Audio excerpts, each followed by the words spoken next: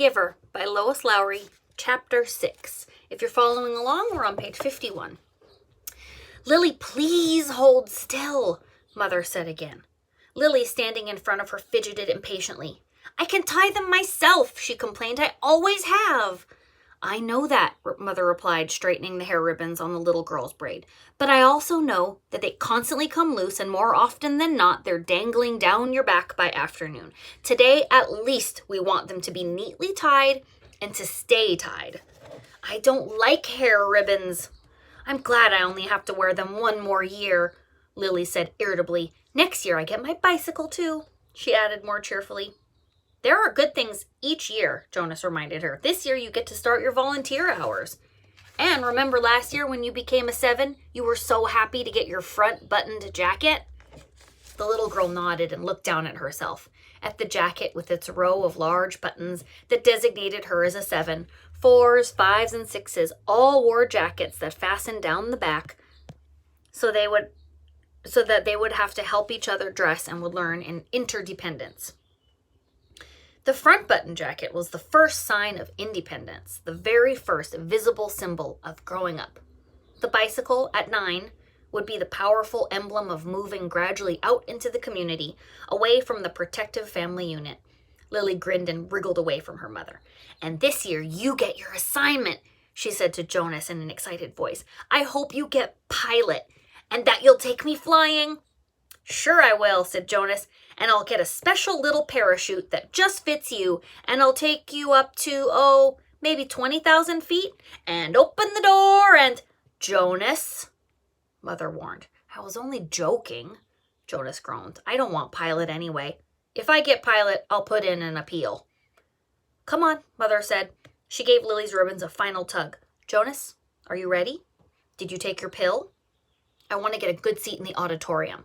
She prodded Lily to the front door, and Jonas followed. It was a short ride to the auditorium, Lily waving to her friends from her seat on the back of Mother's bicycle.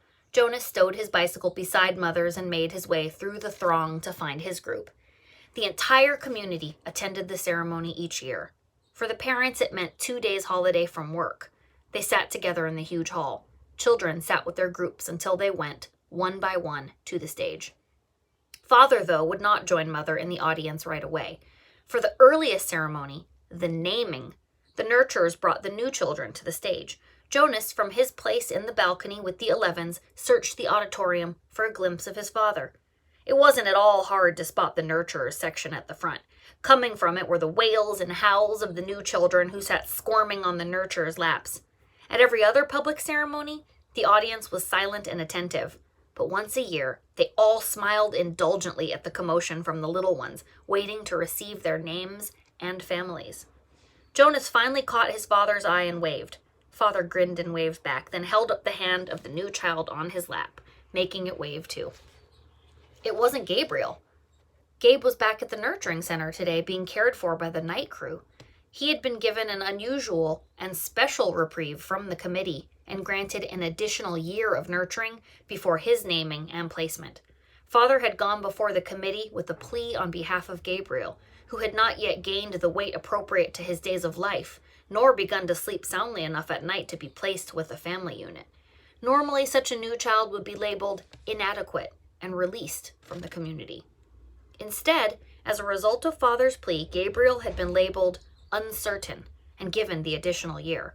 He would continue to be nurtured at the center and would spend his nights with Jonas's family unit. Each family member, including Lily, had been required to sign a pledge that they would not become attached to this little temporary guest, and that they would relinquish him without protest or appeal when he was assigned to his own family unit at next year's ceremony.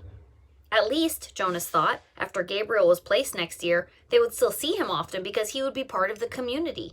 If he were released, they would not see him again. Ever.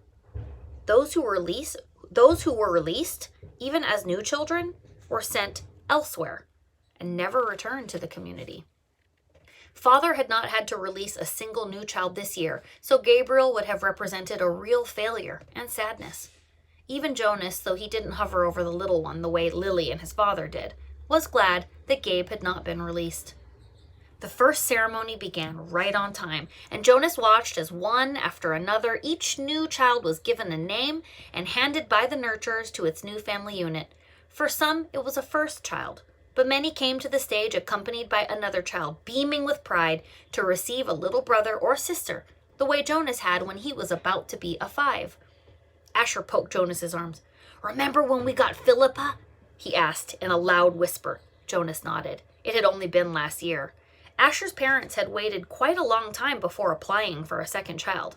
Maybe, Jonas suspected, they had been so exhausted by Asher's lively foolishness that they had needed a little time. 2 of their group, Fiona and another female named Thea, were missing temporarily, waiting with their parents to receive new children. But it was rare that there was such an age gap between children in a family unit. When her family's ceremony was completed, Fiona took the seat that had been saved for her in the row ahead of Asher and Jonas. She turned and whispered to them, "He's cute, but I don't like his name very much." She made a face and giggled. Fiona's new brother had been named Bruno. It wasn't a great name, Jonas thought, like Gabriel, for example, but it was okay. The audience applause, which was enthusiastic at each naming, rose in an exuberant swell when one parental unit, glowing with pride, took a male new child and heard him called Caleb. This new Caleb was a replacement child. The couple had lost their first Caleb, a cheerful little 4. Loss of a child was very, very rare. The community was extraordinarily safe, each citizen watchful and protective of all children, but somehow the first little Caleb had wandered away unnoticed and had fallen into the river. The entire community had performed the ceremony of loss together, murmuring the name Caleb throughout an entire day, less and less frequently, softer in volume, as the long and somber day went on, so that the little 4 seemed to fade away gradually from everyone's consciousness. Now, at this special naming, the community performed the brief murmur of replacement ceremony, repeating the name for the first time since the loss. Slowly and softly and slowly at first, then faster and with greater volume as the couple stood on the stage with the new child sleeping in the mother's arms. It was as if the first Caleb were returning. Another new child was given the name Roberto, and Jonas remembered that Roberto the Old had been released only last week. But there was no murmur of replacement ceremony for the new little Roberto. Release was not the same as loss. He sat politely through the ceremonies of 2 and 3 and 4, increasingly bored as he was each year, then a break for midday meal served outdoors, and back again to the seats for 5s, 6s, 7s, and finally, last of the first day's ceremonies, the 8s. Jonas watched and cheered as Lily marched proudly to the stage, became an 8, and received the identifying jacket that she would wear this year. This one with smaller buttons and, for the first time, pockets, indicating that she was mature enough now to keep track of her own small belongings. She stood solemnly listening to the speech of firm instructions on the responsibilities of 8 and doing volunteer hours for the first time.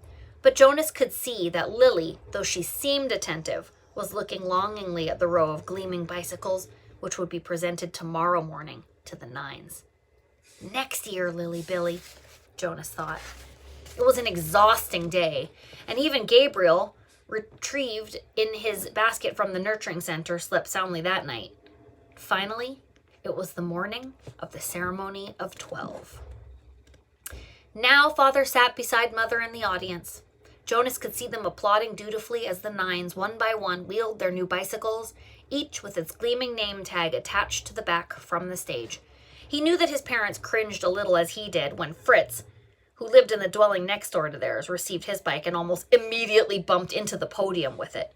Fritz was a very awkward child who had been summoned for chastisement again and again. His transgressions were small ones always: shoes on the wrong feet, schoolwork misplaced, failure to study adequately for a quiz, but each such error reflected negatively on his parents' guidance and infringed on the community's sense of order and success.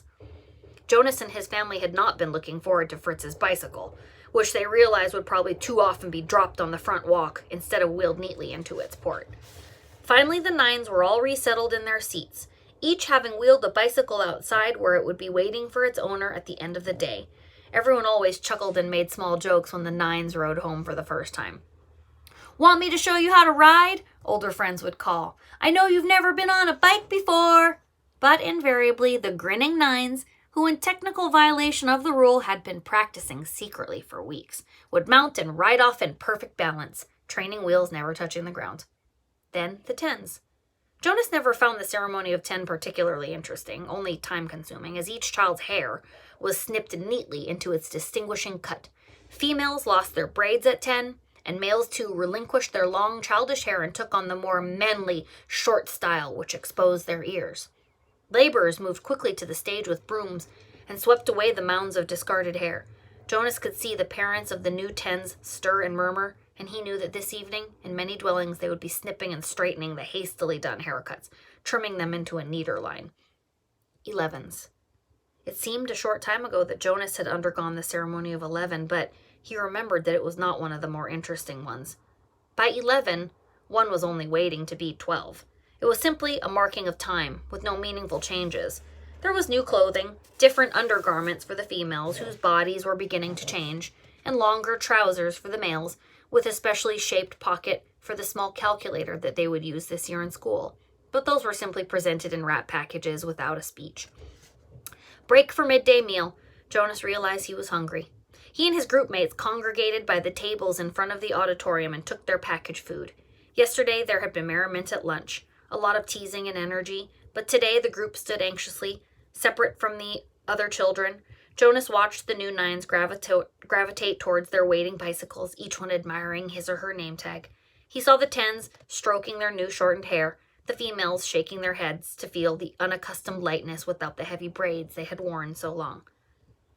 "I heard about a guy who was absolutely certain he was going to be assigned engineer," Asher muttered as they ate, "and instead they gave him sanitation laborer. He went out the next day, jumped into the river, swam across, and joined the next community he came to. Nobody ever saw him again." Jonas laughed. "Somebody made that story up, Ash," he said. "My father said he heard that story when he was at 12. But Asher wasn't reassured. He was eyeing the river where it was visible behind the auditorium. "I can't even swim very well," he said. "My swimming instructor said that I don't have the right boyishness or something."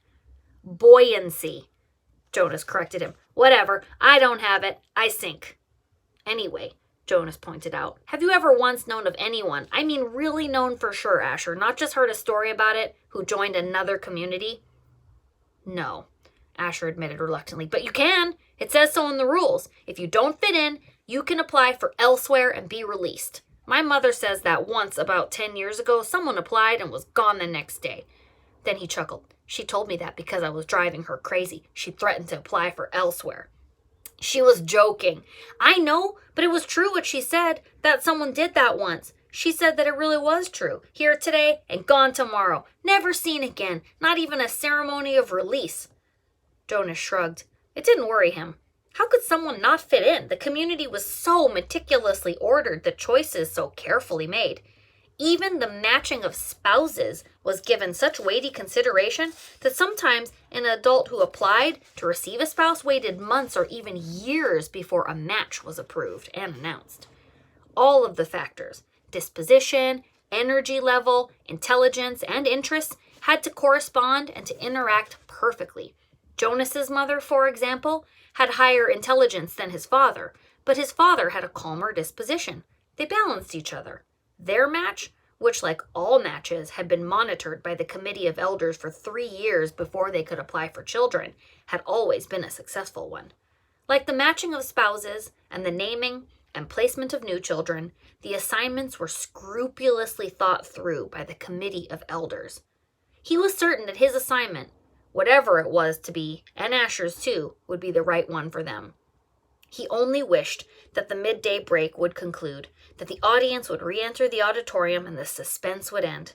As if in answer to his unspoken wish, the signal came and the crowd began to move toward the doors.